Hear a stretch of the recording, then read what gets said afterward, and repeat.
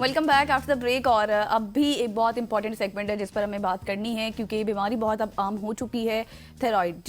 ये एक ऐसी बीमारी है, आप ये कह सकते हैं कि आम है मगर पेचीदा बीमारी है, जो बज़ाहिर आपको ये समझे कि ये एक मामूली से हार्मोनल तब्दीली से शुरू होती है, लेकिन अगर बर वक्त तशख़ीस ना हो तो पूरे जिस्म के निज़ाम को मुतासिर कर देती है।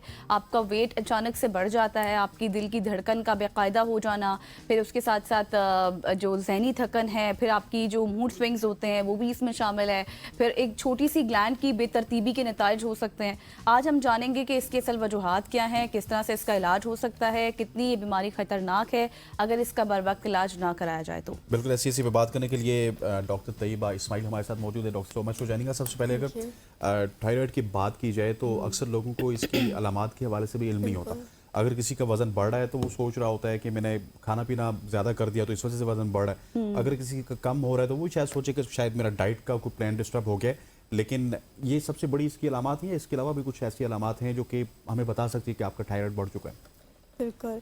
अच्छा, सबसे पहले तो अगर मैं वैसे थायराइड के बारे में थोड़ा सा बताऊँ सारे हमारे व्यूवर्स को, थायराइड ग्लैंड जो है गले में एक ग्लैंड होता है जो कि आम तौर पे अगर उसका कोई डिसऑर्डर ना हो तो वो जाहिर नहीं होता है, ठीक है। लेकिन आपने देखा होगा बहुत सारे लोगों को गले में एक बड़ी सी गिल्टी या स्वेलिंग के साथ, तो वो बेसिकली थायराइड ग्लैंड की स्वेलिंग होती है, जिसको हम लोग इंग्लिश में गॉइटर या उर्दू में गिलट कहते हैं आमतौर पर, ठीक है। तो इस ग्लैंड का फंक्शन ये होता है कि आपके जिस्म के सारे निज़ाम को चलाता है, मेटाबॉलिज्म को कंट्रोल करता है, ठीक है। सो इसी मेटाबॉलिज्म में आपकी डाइजेशन आ जाती है, आपकी बाकी ग्रोथ आ जाती है, स्पेशली बच्चों में इसके रेलेवेंस है कि ग्रोथ के लिहाज से आपकी मेंटल कैपेबिलिटीज़ भी इसी में आ जाती हैं, ठीक है। जैसे मूड स्विंग्स वगैरह का आपने बात किया, नींद का इससे ताल्लुक है, क्योंकि वो सारे बॉडी के मेटाबॉलिज्म को रेगुलेट कर रहा होता है, ठीक है ना। तो इसकी जैसे आपने इलामात की बात की, बहुत अर्ली स्टेजेस पे अक्सर ऐसे होता है कि अच्छा, इस ग्लैंड से हमारे पास हार्मोन बनता है, थायराइड हार्मोन जिसको कहते हैं, वो हार्मोन ये सारी चीज़ें रेगुलेट कर रहा होता है। सो थायराइड ग्लैंड के डिजीज़ेस जो है वो दो तरह से ज़ाहिर हो सकती हैं। एक ये कि उस हार्मोन की प्रोडक्शन में कमी ज़्यादा हो जाए, दूसरा ये कि ग्लैंड की सोजन स्टार्ट हो जाए, एक विजिबल स्वेलिंग या गिलट बनना शुरू हो जाए, ठीक है ना। तो अगर तो सिर्फ हार्मोन्स का मसला है तो आपको इधर तो कोई सोजन नहीं नज़र आएगी, लेकिन सारी बॉडी की चीज़ें डिस्टर्ब हो रही होंगी, ठीक है।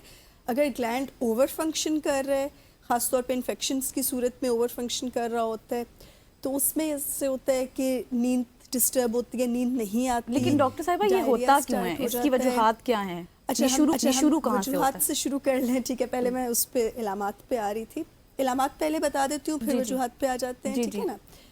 तो इलामात में हमारे पास एक ये कि नींद डिस्टर्ब हो जाना या आपकी डाइजेशन डिस्टर्ब हो जाना, कुछ लोगों को डायरिया स्टार्ट हो जाता है अगर ग्लैंड ओवर फंक्शन कर रहा है, ठीक है। कुछ लोगों को स्ट्रेस स्टार्ट हो जाता है, ठीक है। ख़वातीन में जो है मेंस्ट्रुअल इरेगुलरिटीज़ आती हैं, सही हो गया जी। कुछ लोगों में जिनमें ये गिलट के साथ आता है, एक विजिबल स्वेलिंग के साथ आता है, उन लोगों में क्योंकि ये सांस की नाली के बिल्कुल आगे पड़ा हुआ है, खुराक की नाली के आगे पड़ा हुआ है, तो लोगों में सांस के मसाइल और खाना निगलने के मसाइल के साथ वो प्रेजेंट करता है, ठीक है ना। तो जैसे आपने इसकी वजूहात की बात की, एक जो सबसे बड़ी वजह है वो आयोडीन की डेफिशिएंसी है, ठीक है ना। इसीलिए टीवी पे भी एडवर्टाइजमेंट्स चलती हैं, इश्तिहार चलते हैं कि आयोडीन मिला नमक इस्तेमाल करें, ठीक है। ये हमारे कुछ ख़ास इलाके हैं, स्पेशली नॉर्दर्न एरियाज़ जो हैं हमारे, हुंजा, गिलगित वगैरह, वहाँ पे जो पानी है उसमें आयोडीन की कमी है, ठीक है। तो आयोडीन की कमी की वजह से ये बहुत कॉमनली प्रेजेंट करता है। दूसरा, हार्मोनल चेंजेस जो ख़वातीन में आते हैं during pregnancy and immediate after period, उसमें ये थोड़ा ग्रो कर सकता है, ठीक है ना।